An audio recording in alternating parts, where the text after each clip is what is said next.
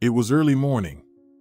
Francisca was riding along a picturesque country road on her favorite red bicycle, which her father had given her for her 13th birthday. The sun was shining brightly in the sky, but the girl didn't feel hot. A cool breeze pleasantly caressed her face, gently playing with her long wavy hair. Francisca felt lighter and more carefree than ever. All paths were open before her. She stopped by the side of the road, leaned her bicycle against a tree, and took out a blanket, a bundle of sandwiches, and a thermos of cocoa from the basket. Settling down on the grass, Francisca eagerly began to devour her breakfast.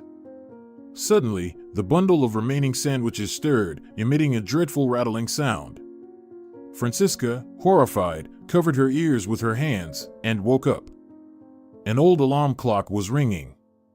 Outside, dawn was just breaking. Francisca sighed as she turned off the alarm and forced herself to get out of bed. If I don't get up now, it will be even harder later, the woman reminded herself mentally. Rising from bed and feeling for her old worn slippers, Francisca headed to the bathroom, yawning as she went. There, she washed her face with cool water to fully wake up and looked at herself in the mirror. Yes, she was no longer the carefree 13-year-old girl she had dreamed of. Dark circles under her eyes reminded her of chronic sleep deprivation, and wrinkles around her eyes reminded her that she would turn 34 in a month. Again, I don't have time to wash my hair, Francisca thought sadly. I'll have to use hairpins and hairspray. She quickly tidied herself up and went to the kitchen to prepare breakfast for the children. Let them sleep a little longer, Francisca thought, glancing briefly at the clock. Although raising children alone was difficult, she did her best to prolong their carefree childhood. Francisca got married early. She couldn't wait to leave her childhood home as soon as possible. She couldn't say she had an unhappy childhood or that her parents treated her badly. It's just that's what all her older sisters did, and Francisca didn't want to be left behind. In the end, she chose the most handsome guy in town and persuaded him to leave for the mainland right after the wedding. Her husband didn't want to leave his hometown, but the girl insisted. She had always been stubborn and independent, just like her father. Francisca gave birth to 3 children for her beloved husband, and then something went wrong in their marriage, as if an invisible chain that had bound them all this time suddenly lost one of its links.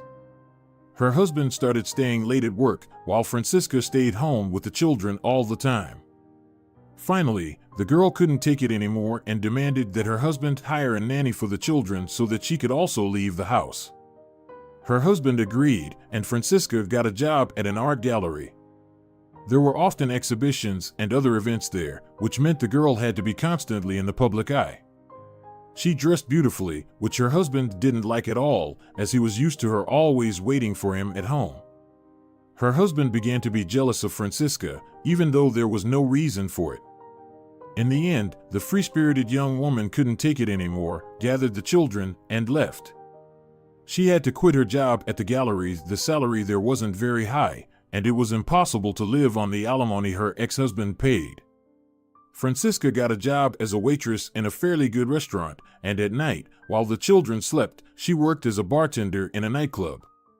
Elderly parents had long been inviting her back to the island where she grew up, but Francisca was too proud to accept their invitation.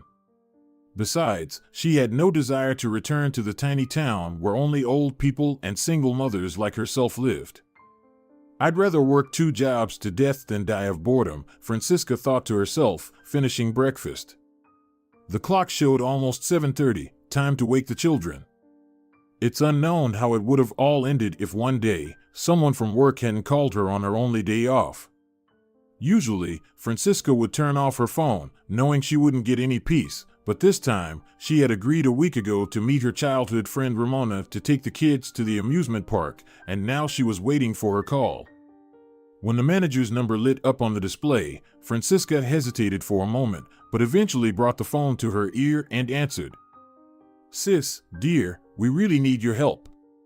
Mario quickly blurted out, as if afraid she would change her mind and hang up. "What happened?"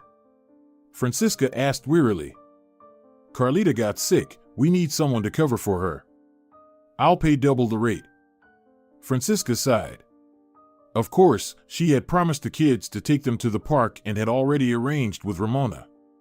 But the increased pay would be very handy for them right now. The rent for the apartment was due soon. Francisca decided that Ramona, being a mother of many like herself, would easily handle everything. "I'll come, but only for 3 to 4 hours," Francisca quickly and confidently replied. "You're paying for the whole shift." Mario grunted into the phone but didn't dare to refuse. No one else but Francisca would agree to work on their day off. Half an hour later, Francisca was putting on her branded apron and tucking away her unruly wavy hair under a kerchief she had managed to wash today. "You look good," Mario winked as he passed by. "I could look even better if it weren't for work," Francisca thought sarcastically to herself. Sighing, she began to set out napkin holders on the tables. At this hour, there were hardly any visitors, and while doing her usual task, Francisca absent-mindedly looked out onto the street through the large panoramic windows. She didn't immediately notice the large car of an unusual crimson shade, although it instantly caught the attention of all passers-by and restaurant staff. "It looks like the king himself decided to have lunch with us," someone chuckled. This remark snapped Francisca out of her reverie, and she looked with interest at the magnificent car. She had been to the capital many times when she was still married and had seen all sorts of expensive cars there, but in their relatively small town, no one drove such cars. "Who could have decided to visit us?" the woman said, intrigued. She had loved the color red since childhood, as well as anything new and unknown. Her curiosity knew no bounds. From the bright red car emerged a tall, dignified man in a dark and evidently expensive suit. His black hair was smoothly slicked back, and his eyes were hidden behind fashionable sunglasses. He walked around the car and took a small leather briefcase from the adjacent seat. "Wow, quite the businessman," exclaimed one of the waiters. "Sis, he's yours," Mario quickly decided. No one, including Francisca, was surprised by his words. The woman had been working here for a long time and was the most experienced among the waitstaff. Everyone was accustomed to her serving the most distinguished visitors. As the man entered, Francisca politely greeted him and escorted him to a free table by the window. He thanked the woman, staring intently at her face, which slightly unsettled her. "Your menu," Francisca said, placing a rather heavy dark brown folder on the table. "I'll come back to take your order when you're ready." With these words, she nodded slightly and left.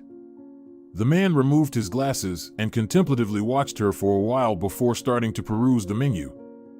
Francisca exited the dining area into the kitchen, removed her apron, and as a precaution, went to the restroom to glance at herself in the mirror.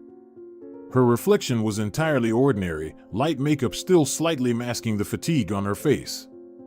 "Strange," Francisca muttered aloud. "Why was he looking at me like that?" She absent-mindedly adjusted her hair and returned. Donning her apron again, she peeked into the dining area and noticed the man was ready to order. "What can I get you?" Francisca kindly asked, pulling a notepad and pencil from her apron pocket. Once again, the man cast a long, scrutinizing gaze at her, making her feel somewhat uncomfortable. "Excuse me," the man suddenly said. His voice was unexpectedly high for his stature. "You don't have a badge. May I know your name?" "Francisca," the woman replied. "Francisca." The man murmured softly, nodding to himself. Then his gaze shifted back to the menu pages. "Please bring me the seafood pasta and raspberry lemonade." Francisca headed to the kitchen to relay the order to the chef, then returned to the dining area and stood beside the bartender, a tall, bald man who had begun preparing the lemonade. She still couldn't shake off the strange feeling provoked by the wealthy visitor's intense gaze. "Why did he ask for my name?" she wondered. "It doesn't seem like mere curiosity." While the bartender was adding mint to the lemonade, she cleared the utensils and glanced at the visitor again. He sat slouched, staring into space as if recalling something. Catching her eye, he weakly smiled at her and retreated into himself once more. A few more minutes passed, and Francisca was called from the kitchen. She hurried to fetch the prepared pasta and, grabbing the lemonade from the bar counter, headed towards the table where the man sat. Placing the plate of steaming pasta and a glass of lemonade on the table, she was about to leave when the visitor called her by name. "Francisca, I apologize for my audacity, but may I ask you a personal question?" he murmured, and the woman keenly felt his discomfort. "Yes, of course," she replied submissively, puzzled as to why this wealthy businessman needed to address a simple waitress. He gestured for her to sit. Francisca glanced around. It was forbidden to engage in conversations with guests, let alone sit at their tables. However, the situation was unusual. Francisca understood that this man wasn't about to flirt with her, so she cautiously sat at the edge of the chair opposite him. The man looked into her eyes again and then asked, "Francisca, may I know where you spent your childhood?" What a strange question. Francisca expected anything but this. "On one of the islands southeast of the mainland," she answered, unable to contain her curiosity. "But why do you ask?" The businessman weakly smiled in response and nervously adjusted his perfectly tied tie. "Well, I grew up there too." "You don't recognize me, sis?" Francisca was so stunned that she couldn't immediately find words to respond. For several minutes, she sat with her mouth open, skeptically staring at the wealthy visitor. Did he decide to joke with her? She was absolutely sure she had never seen him before. None of her childhood friends could jump so high. "No. I don't remember you," she finally murmured softly. The man turned, noticing they were being watched. "This isn't the best place for a conversation," he quickly whispered. "Here's my card. Call me when you're free." With these words, he took out a black cardboard rectangle with gold-embossed letters from his breast pocket and placed it on the table next to Francisca. Nodding, the woman took the card and tucked it into the apron pocket. Then she rose from the table and walked back to the bar counter. The bartender raised his eyebrows in surprise, then playfully winked, but Francisca just shrugged in response. "He was asking if he could rent the hall for a banquet," she calmly explained. The bartender chuckled in response. "A guy like him could buy our restaurant with all its trimmings, let alone rent a hall," he grumbled, pulling out a clean napkin from the drawer. "If I were him, I'd choose something more decent." "Yeah, but you're not him," Francisca laughed good-naturedly, and the bartenders chuckled along with her. However, the woman still couldn't get over the conversation with the visitor. She felt for the business card in her pocket, wanting to reassure herself that it wasn't all in her imagination. Francisca wouldn't be surprised by hallucinations, as she had slept very little and had been working tirelessly for a long time without a break. The business card was there. She really wanted to pull it out of her pocket to read the man's name, but she didn't dare. "I'll wait until he leaves," Francisca thought to herself. Finally, the man finished his meal and asked for the bill. After paying, he took his briefcase, nodded at Francisca, and left the room. Moments later, his car pulled out of the parking lot and disappeared around the corner. Francisca picked up the tray and approached the table where the strange stranger had been sitting. She started clearing the dishes and found a note under an empty glass, along with a stack of banknotes.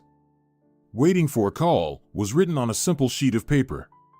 Francisca glanced at the money. It was a decent stack.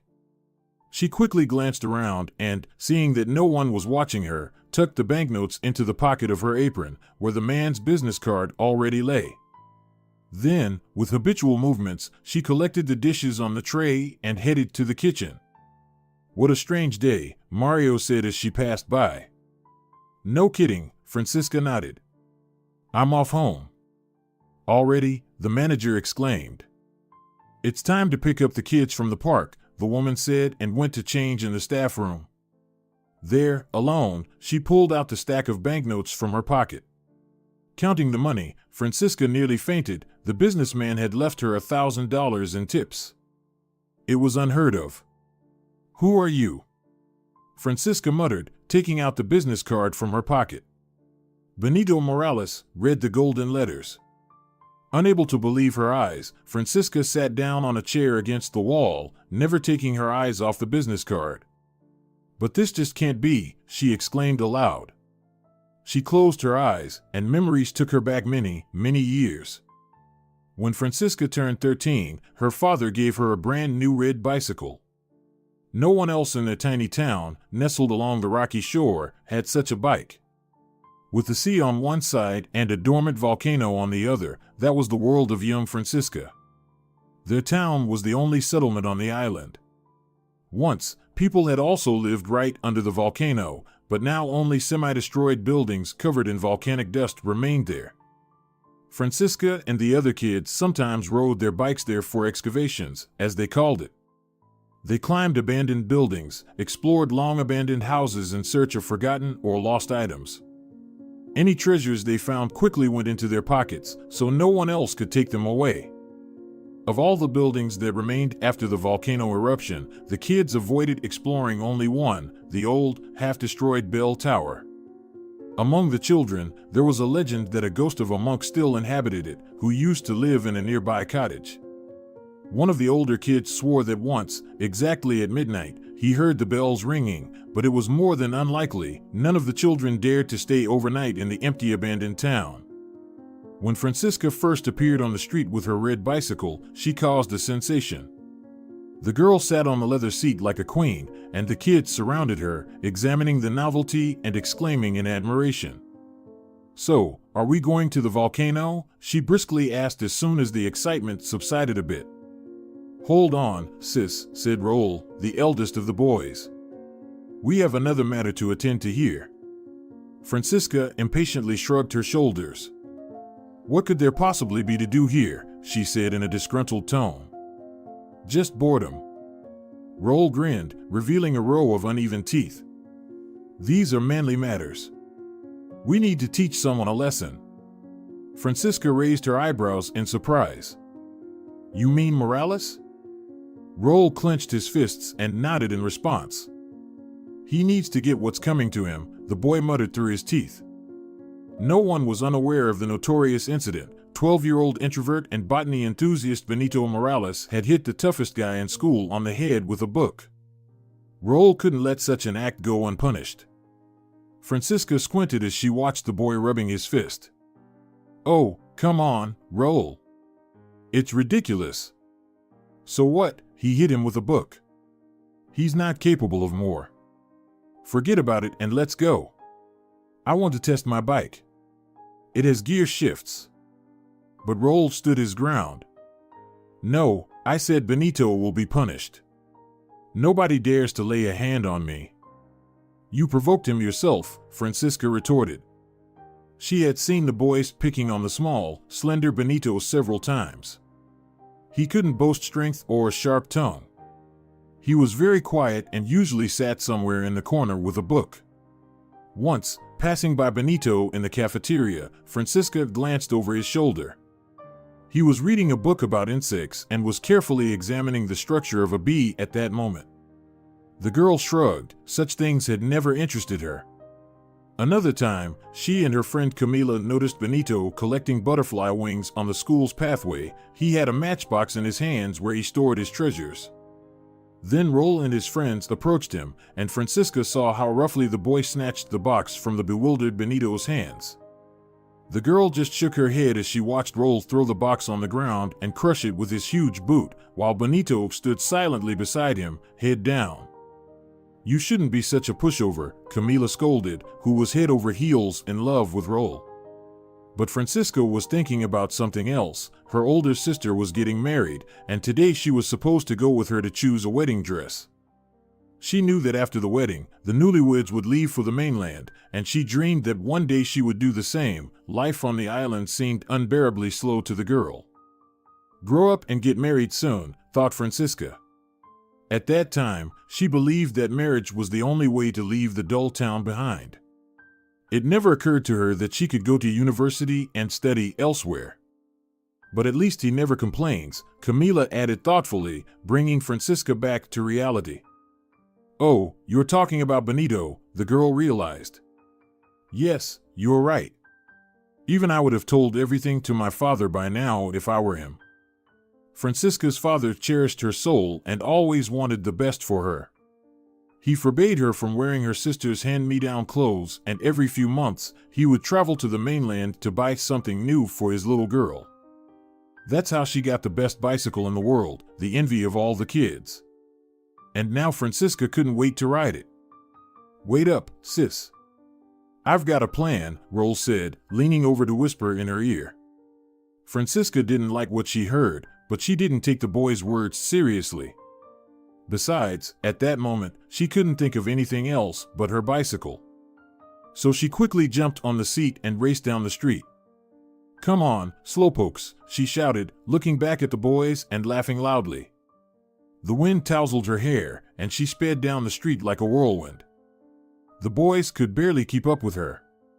The day promised to be hot and sunny, not a cloud in the sky. Francisca abruptly stopped in front of Benito Morales' house. The breathless boys stopped next to her. Benito's house was very small and quite poor. Old laundry hung on lines, and neglected roses wilted in pots. "Hey, Benito! Come out!" Raul yelled. "Will you come with us on an expedition?" Francisca shouted. She knew Benito had an old bicycle handed down from his father, but she doubted the boy would agree to such an adventure. She had never seen him in the abandoned town by the volcano. "He's a real homebody," Francisca condescendingly thought about Benito. The door creaked, and a slender figure appeared in the doorway. Benito, as usual, wore glasses, but for the first time, the girl saw him not in a school uniform. He wore beige trousers and a loose white shirt. "Why are you calling me?" Benito asked. His voice trembled, but that didn't mean he was nervous. As far as Francisca remembered, Morales always spoke with a high, squeaky voice. "Why not?" Raul smirked.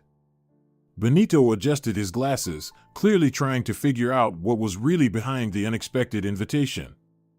"We're not friends, you know," the boy reasoned. "But we can be," Raul replied. "Really?" Benito was surprised. Francisca began to be annoyed by this pointless conversation. She wanted to ride, to fly, to rush at full speed. She clenched her teeth fiercely and crossed her arms over her chest, showing with all her demeanor that it was time to wrap things up. "Of course," meanwhile, Raul said, his voice sounding overly sweet. Francisca even cringed at the blatant insincerity. "But I'm not like you," Benito admitted frankly. Raul rang the bell on the handlebars and clicked his tongue. "You used to not be like us," he said, stretching out the words like taffy. "But yesterday you hit me, and I realized that you're actually brave and bold. So now I offer you friendship. So, are you coming with us?" And Raul smiled at the bewildered Morales with the friendliest smile he could muster. Benito adjusted his glasses again, tousled his hair. It was evident that he was completely confused and didn't know what to think. "My bike. It's quite old," the boy finally spoke. "If you want, we can go get my older brother's bike," Raul replied.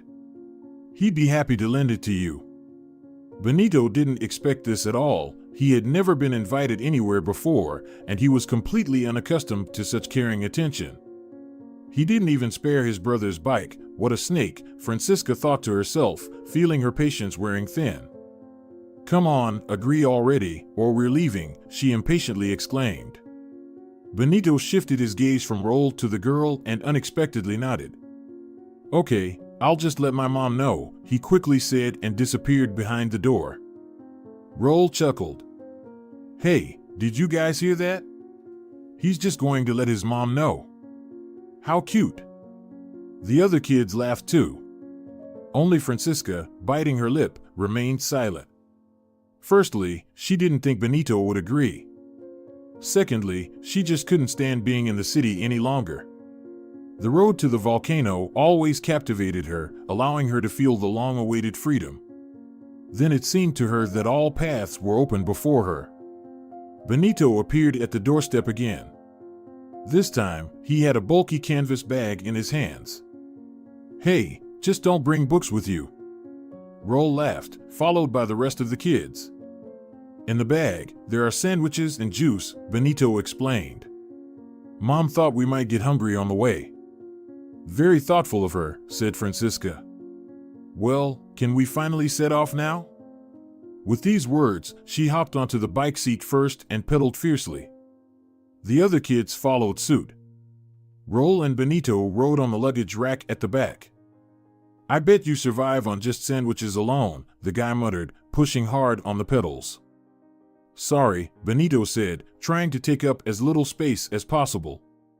They stopped at Raul's house, and the boy went to fetch his brother's bike. "Did you even ask him for permission?"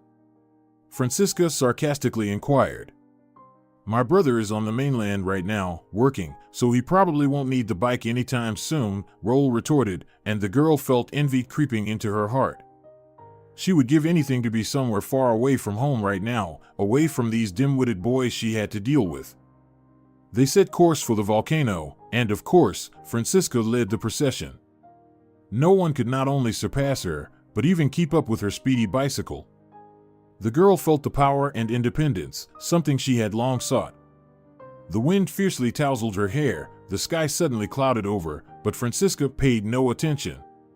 She sped along the dusty road, not even bothering to avoid the small rocks, feeling as if wings were spreading behind her back.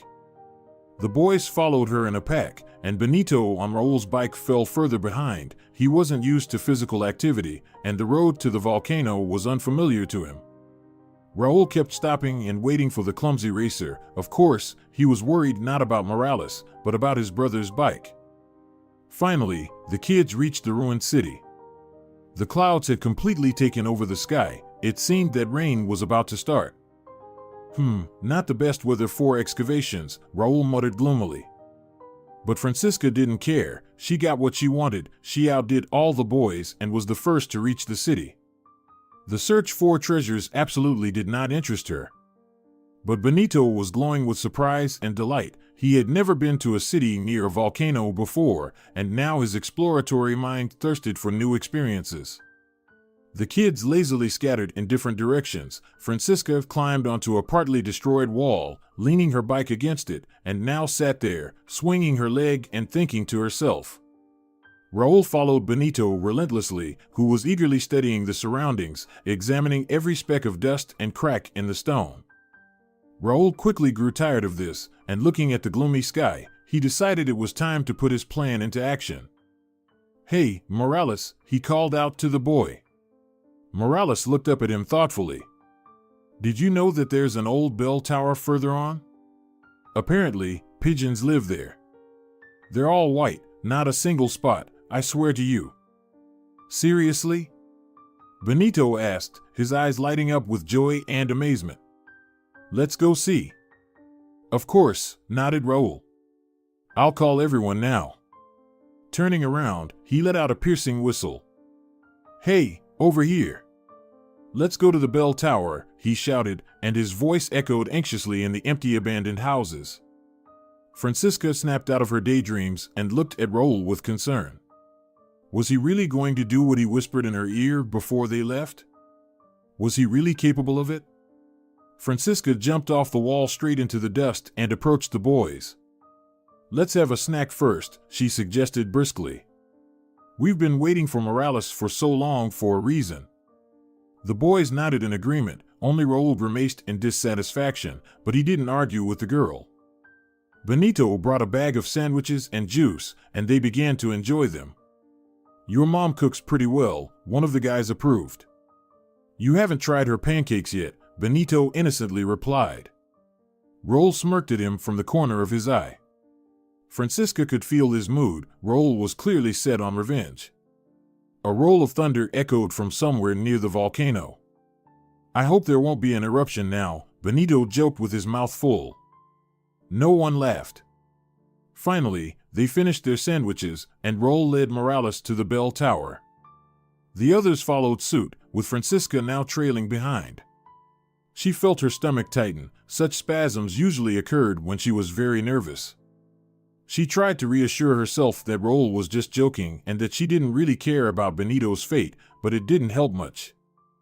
Suddenly, Raul began to tell a terrifying story about the ghost of a hermit monk inhabiting the bell tower, and because the weather had worsened, his words sounded more ominous than ever.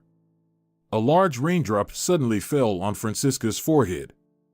"Raul, we should head back," she said anxiously, but it seemed impossible to stop him.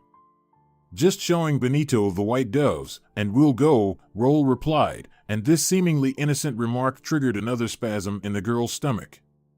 However, Morales himself seemed oblivious. He was too impressed by everything around him. The bell tower loomed in the distance against the darkening sky. Its elongated silhouette inspired dreadful fear in Francisca. As they approached, Roll impatiently nudged Benito towards the tall door, miraculously almost untouched. "You go first," he said, and unsuspecting Morales pulled the door towards himself. It creaked open, and the boy peered inside. The room smelled of stale dust and something ancient and unfathomable. Roll sneezed. "It's dark in there," Benito muttered, shuddering. "Take this," Roll replied, handing him his flashlight. The boy hesitantly took the flashlight, still unsure whether he should enter. "Come on, hurry up," Roll couldn't wait and roughly pushed Benito in the shoulder. "Don't be a coward." Benito darted inside. In the same second, Roll slammed the door shut and leaned against it. "Guys, hurry, get the rocks," he exclaimed. Benito tried to open the door from the inside, and when he failed, he banged on it with all his might. "Open up, I want to get out." Francisca heard his muffled voice. But the guys were busy hauling rocks to barricade the door. With his arms crossed over his chest, Roll watched the process with satisfaction. "Hey, Roll, are you serious?" Overcoming another spasm, Francisca lunged at him. "Are you really going to leave him here all night? Let him get acquainted with the monk." Roll chuckled. "I think they'll find common ground." The other boys supported him with a hearty laugh. "Do they even have brains of their own?" the girl thought irritably. She grabbed Roll by the sleeve. "You can't do this," protested Francisca. "Who said so?" Roll frowned, pulling his arm away. "But hitting me with a book on the head is okay?" The kids continued to haul rocks. Soon, a whole wall of cobblestones grew in front of the door. Benito's muffled cries and pleas never ceased for a moment. The sky became completely dim. It was time to head back. But how could she leave Morales here? "Roll, we're done here," said one of the boys, dusting off his hands. "Great," Roll muttered. "Now let's get out of here." He moved to leave, but Francisca blocked his path. "You're not leaving him here. Enough with the parrot act. He's learned his lesson." Roll challenged her with a gaze. "And who's going to stop me from leaving?" "You?" he retorted, his face contorted with anger. "Even me," Francisca replied fearlessly, glaring at Roll. She never feared anyone. "You're just a girl," he said dismissively, then spat on the ground, roughly pushing the girl aside and walking towards where the bicycles were left. Biting her lip in frustration, Francisca rubbed her shoulder. "Are you coming?" the boy asked without turning around. "Not with you," the girl snapped. "Suit yourself," Roll replied indifferently. When the boys were out of sight, Francisca cursed. "What a misfortune to get involved with these idiots," she exclaimed in frustration, scanning the stone wall. Benito had stopped knocking, and now it was quiet behind the door. Francisca looked up at the rapidly darkening sky. Another drop fell on her nose. "Maybe forget it," she thought, sniffing. "It's not worth driving in the dark. My own skin is more important." Making such a sensible decision, she turned to leave when suddenly she heard Benito crying again. Francisca stopped and looked at the pile of cobblestones once more. "Yeah, these jackals did a great job," she remarked sarcastically and, sighing, approached closer. The sobs could still be heard from behind the door. "Hey, Benito, stop crying," Francisca shouted, grabbing the top stone. "I'll get you out now." However, saying it was easier than doing it. For the entire following hour, Francisca struggled immensely to sort through and move the cobblestones aside. Shifting the rocks was tough, but the girl was accustomed to hardships. No one ever raised her like a princess. As it grew completely dark, Francisca began to feel for the stones.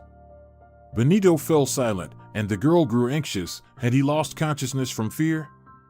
Or perhaps, had he seen a ghostly monk? "Hey, Morales, are you alive in there?" Francisca called out, shivering. "Alive," the boy responded with lifeless echo. "Do you see the monk?" "Not yet." Francisca exhaled and reached for the next stone. To make the pitch darkness less frightening, she softly hummed a silly popular song she had heard on the radio that morning. Finally, the girl moved the last stone and grabbed the handle to open the door. A beam of light hit her face, and Francisca squinted, covering her face with her hand. "Oh, sorry," Benito squeaked, lowering the flashlight. "Quick, get out of here," Francisca ordered. Morales didn't hesitate. The children hurriedly ran to where the girl had left her bicycle. "I hope they didn't do anything to it," Francisca said anxiously. Benito, who was holding the girl's hand, silently squeezed her palm, diligently directing the flashlight onto the road. "I'm so grateful to you," he said quietly.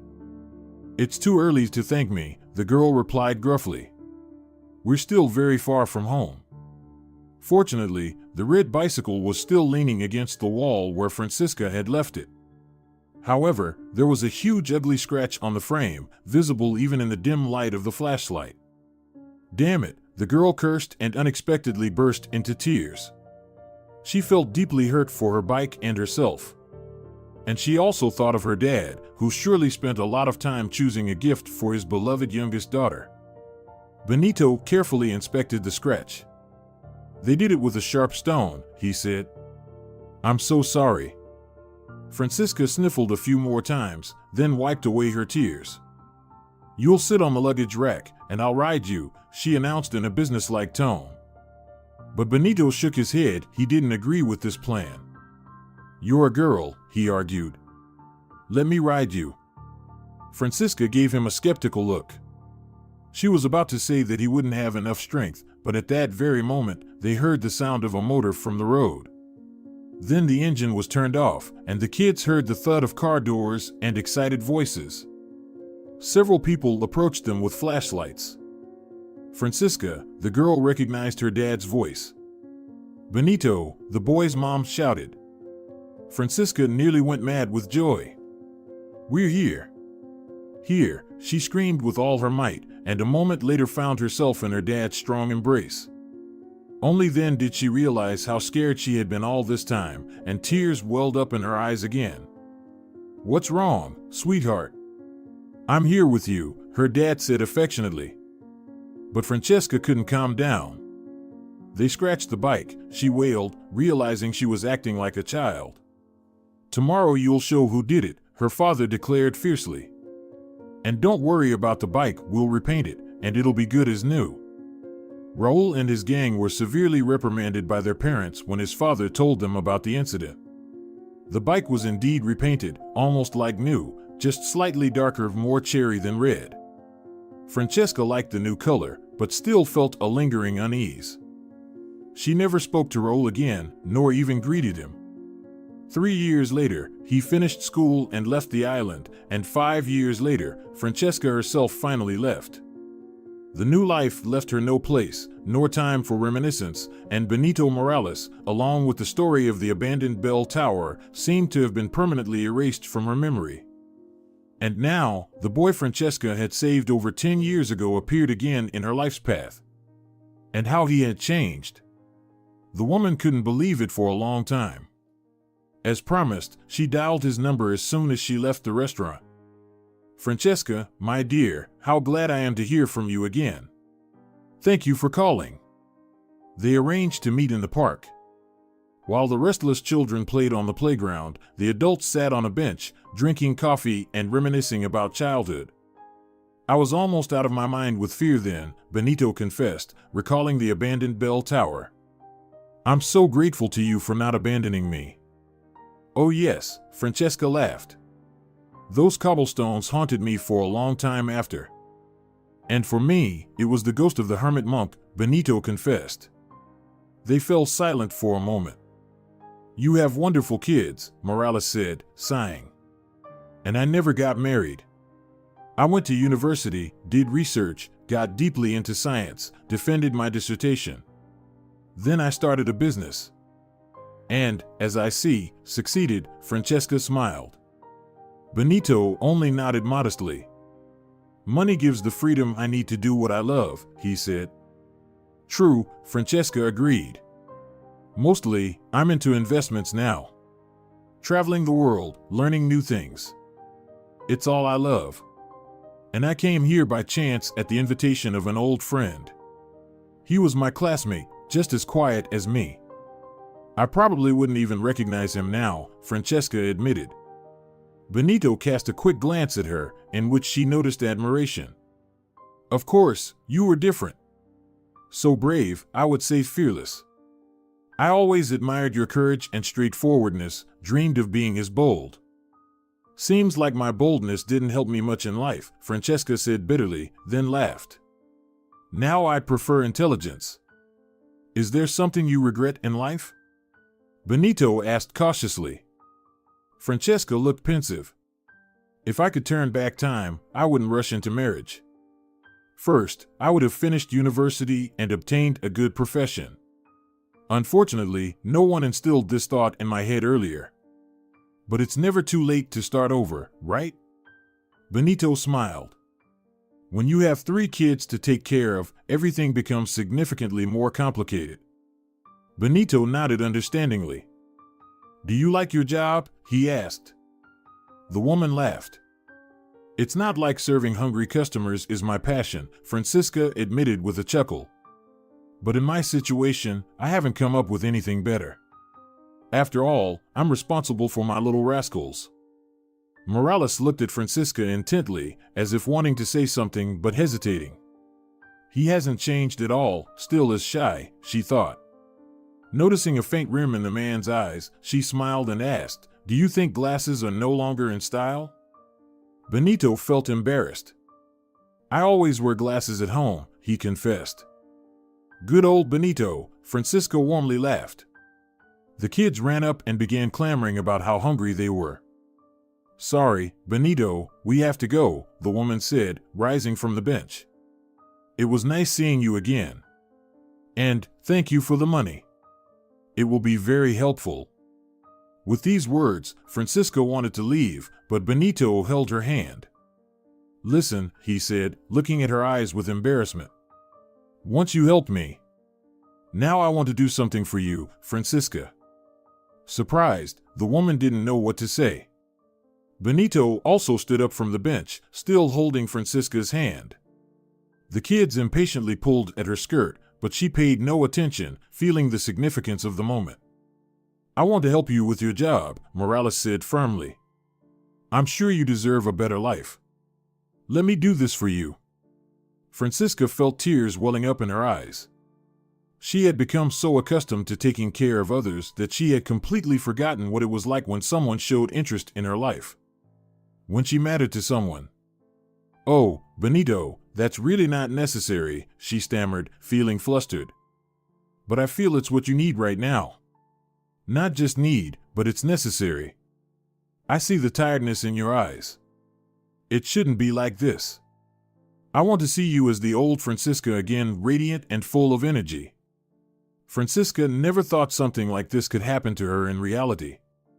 I'm so grateful to you, Benito, she said, touched. For your words and your offer. But you know I don't have a good education. What else have you been doing? Benito asked inquisitively. Francisca gazed thoughtfully into the distance. Memories of her previous life vividly flashed in her mind. She rarely allowed them to do so, but now she couldn't contain them. I used to work in an art gallery. I organized meetings with masters, came up with and implemented various ideas, and had many conversations with interesting people. Morales listened to her very attentively. You know, Francisca, I actually need someone like you. I'm planning to give a series of performances around the world, and I'm looking for an assistant who could negotiate with various cultural spaces and business centers. You know I'm too shy to handle these matters on my own. And he smiled at her with his shy smile. Francisca nodded, her heart overflowing with joy. "Mom, when are we going to eat?" impatiently shouted her younger son. A shadow crossed Francisca's face. "And what about my children? I can't leave them for long." "It won't be for long. A couple of days for each trip will be more than enough. I'll pay for a nanny separately." Overwhelmed with emotions, Francisca couldn't help but hug Morales. "I'm so happy." "Thank you, Benito." He nodded in response, his eyes gleaming with boyish excitement. "Now go, or your hungry kids will demolish the entire park," Benito said, and they both laughed. Dear viewers, if you enjoyed the story, please support the video by liking it and leaving a comment. Thank you very much.